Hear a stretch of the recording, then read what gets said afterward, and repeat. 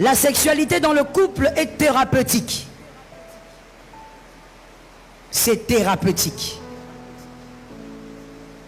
Ça vous permet de vous déstresser. Ça chasse même certaines maladies.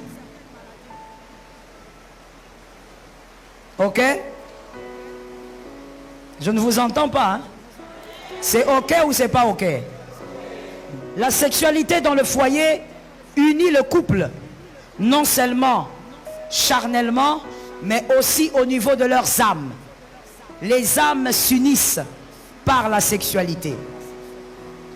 Ainsi, vous allez remarquer qu'un couple qui fait longtemps ensemble, ils vont commencer à parler de la même manière. Ils vont commencer à réfléchir même de la même manière. Quand tu causes avec l'homme, ensuite tu causes avec la femme, tu as l'impression que les deux se sont entendus ou se sont concertés. Ils commencent à réfléchir de la même manière. La sexualité unit aussi les âmes. La sexualité dans le couple garde aussi en bonne santé. Ça garde en bonne santé. Et évidemment, ça vous permet de procréer. Mais n'oubliez pas que la sexualité dans un couple, c'est d'abord pour le plaisir du couple. Alors, dans la sexualité, il y a 3 grands dangers à éviter quand on est marié. 3. On va au premier. Le premier danger, une sexualité inexistante. C'est le premier à éviter. Vous êtes marié, mais vous avez une sexualité inexistante. Vous avez des relations sexuelles rarement, très rarement. Lorsque vous commencez à naviguer de cette manière, vous ouvrez déjà la porte au diable. Le diable va se sentir à l'aise parce qu'il pourra manipuler soit l'homme, soit la femme. Et des fois, ça conduit à la masturbation ou encore à l'adultère.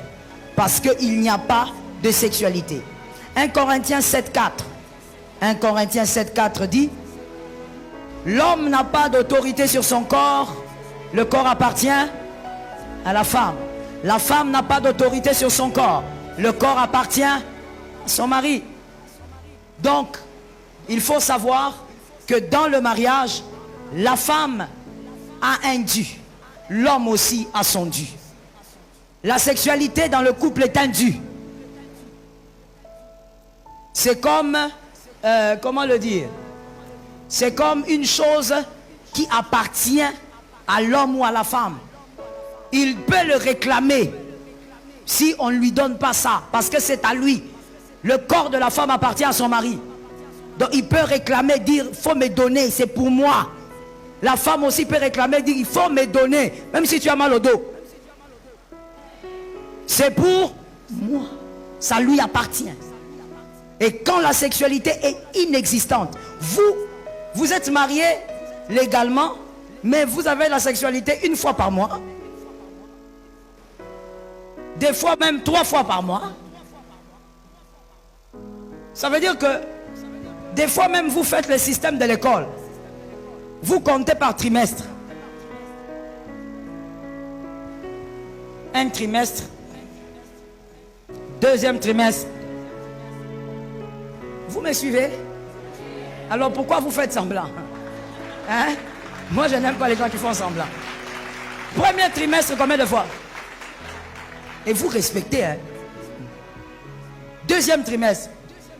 Et des fois même c'est l'homme qui demande à sa femme. Le deuxième trimestre a commencé? Non, pas encore. Ça veut dire vous c'est par trimestre. Maintenant il y a encore pire, c'est par semestre.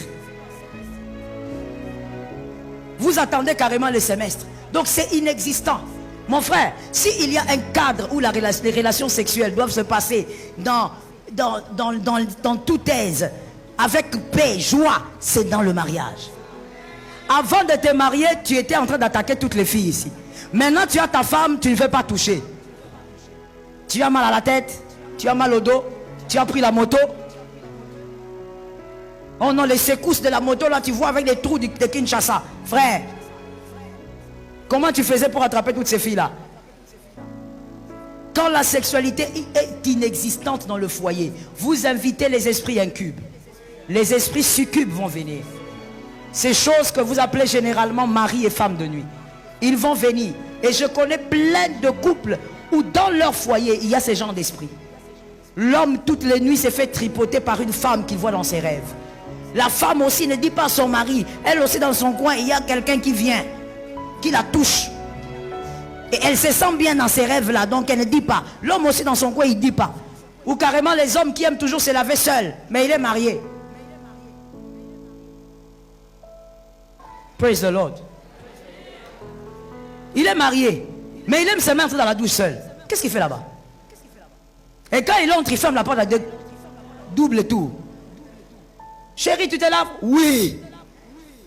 Mais pourquoi tu as fermé la porte? Pour la sécurité. Sécurité de quoi, chérie? Moi-même, je sais. Il se masturbe. Il se masturbe. Beaucoup d'hommes mariés se masturbent. Oh, je parle à la jeunesse. Parce que je sais que les mariés vont faire semblant. Je parle à la jeunesse. Parce que vous, jeunes, vous ignorez ça. Vous croyez que on se masturbe quand on est célibataire. Mais les mariés, là, ah non. Beaucoup d'hommes que vous voyez se masturbent. Mariés. Pourquoi? La sexualité dans le foyer n'est pas ce qu'il espérait. Ça n'existe presque pas. On n'a pas le temps pour que je donne des raisons. Mais il n'y a pas de sexualité. Et donc, le diable vient aider chacun. Comme on l'a dit, c'est un besoin. Retiens pour la vie. Pour l'homme, la sexualité est une nécessité. Pour la femme, c'est un besoin. Retiens ça pour toute ta vie. L'homme que toi tu veux épouser là, ma soeur, tu veux te marier, tu dois savoir que sa sexualité n'est pas comme la tienne. Sa sexualité est une nécessité. Comme il boit de l'eau, c'est comme ça qu'aussi il doit avoir ça. Pour toi, c'est un besoin. À des moments tu as besoin, à des moments tu sens que tu dois avoir ton mari. C'est un besoin, mais pas pour lui. C'est comme ça qu'il y a des hommes qui peuvent commencer matin, midi, soir. Il a la cure.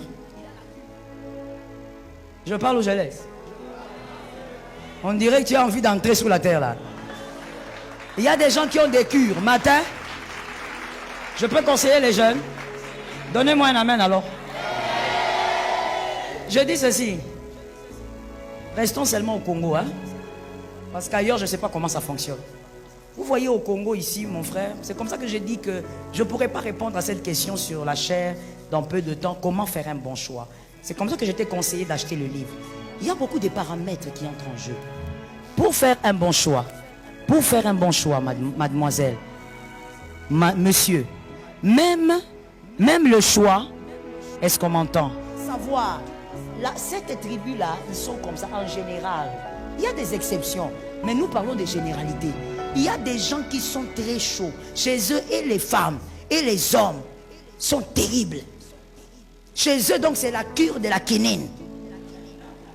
Pour toi qui ne connais pas la quinine, la cure du palu. Matin, midi, soir. Et ils n'ont pas de problème. Homme ou femme. N'est-ce pas? Mais il y a aussi des tribus qui sont un peu plus froides. C'est pourquoi même ils ne mettent pas au monde beaucoup d'enfants.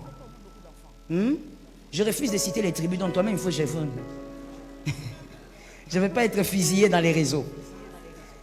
Donc je ne vais pas citer les tribus. Toi-même tu es congolais, tu sais de quoi je parle, tu peux réfléchir. Il y a des tribus qui n'ont pas beaucoup d'enfants. Pourquoi? Parce qu'ils ne sont pas chauds.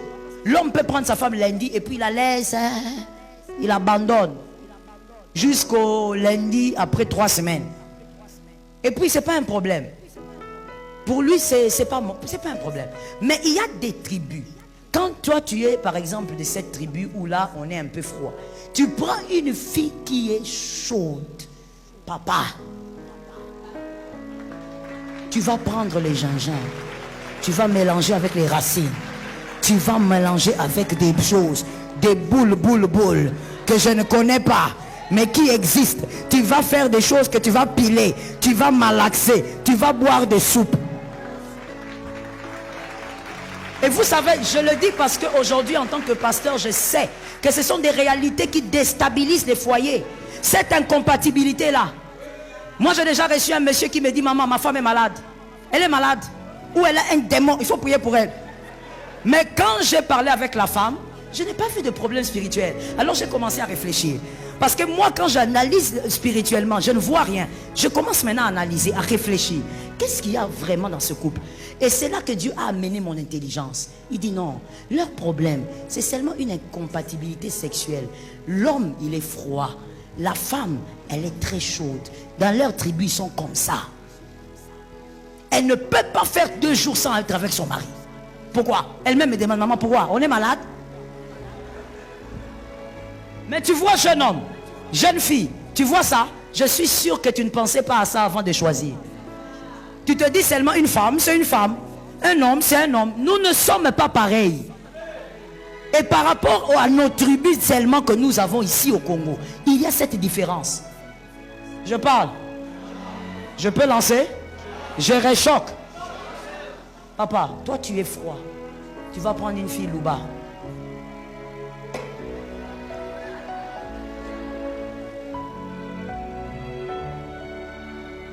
Tu vois, tu vois la fille Louba là? Ne suis pas les parler en langue. Je suis dans les généralités. Des exceptions il y a, moi je suis dans les généralités. Frère, tu es du bas Congo. Tu vas prendre une Louba. Tu vas mourir. Donc ça veut dire que tu vas asphyxier. Donc tu vas aller demander à Dieu, qu'est-ce que j'ai fait? Où est-ce que j'ai péché? Je suis dans les généralités. Il y a des exceptions. Mais je parle des cas généraux, sinon on ne pourra pas enseigner. On n'enseigne pas par rapport aux particularités ou aux minorités. On parle par rapport aux généralités. Tu vas mourir. On ne te le dit pas. Ton papa ne te dira pas ça. Pour ton papa, c'est un tabou. Pour ta maman, c'est un tabou. Moi, laisse-moi te le dire ça ici à l'église. Ce genre de choses ont créé des problèmes dans des foyers aujourd'hui. Il n'y a pas un problème de démons. Il y a un problème d'ADN. Il n'y a pas de démons.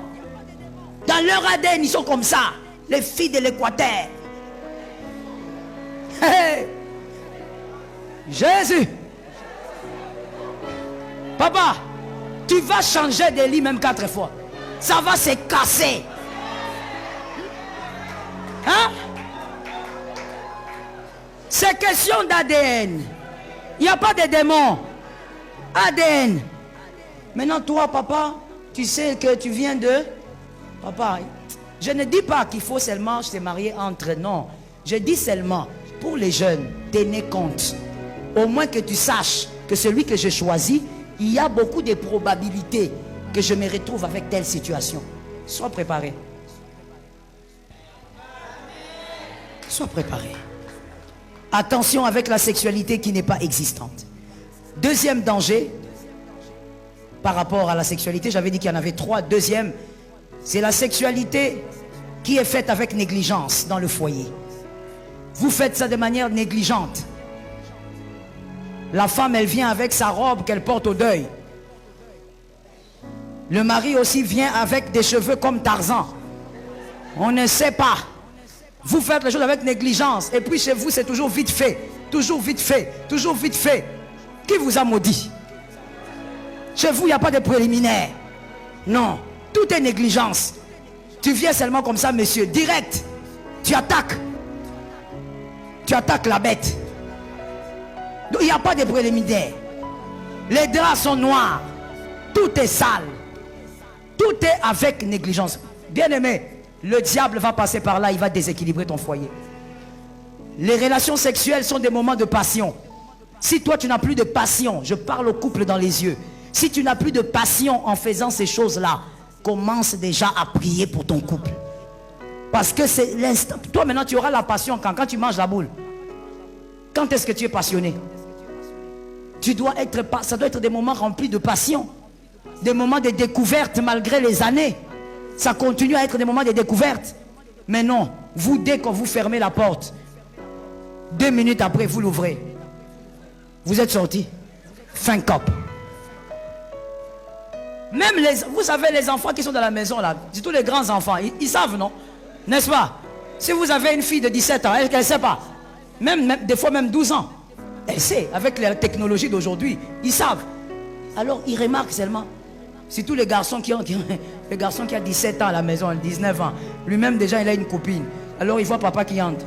2 minutes après papa sort. Il dit, vie à dépasser.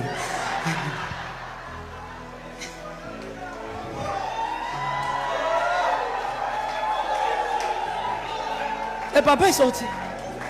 Papa, tu sors comment? Comment tu es sorti, papa? Ça fait 2 minutes que tu es entré là. Non? Et puis ce qui est marrant avec l'histoire, c'est que quand papa sort là, 1 minute après, il fait ça. Ça veut dire, donc pour lui, il a bossé là. Bien aimé, une sexualité négligente, ça va vous détruire. Parce que j'ai dit, chez l'homme, c'est une nécessité. Chez la femme, c'est un besoin. Tu finiras par te demander comment tu vas faire pour te sentir bien. C'est là où le diable va vous aider. Le diable va vous donner des astuces très diaboliques. Et ça va vous détruire. Que l'Éternel nous épargne. Et vous entendrez même certains hommes dire, maman, moi, ma femme, je ne la comprends pas. Oh oui, j'ai reçu des hommes comme ça. Je ne la comprends pas. Elle ne veut pas que je l'embrasse. Elle n'aime pas les embrassades. Moi, j'aime les préliminaires. Mais c'est elle.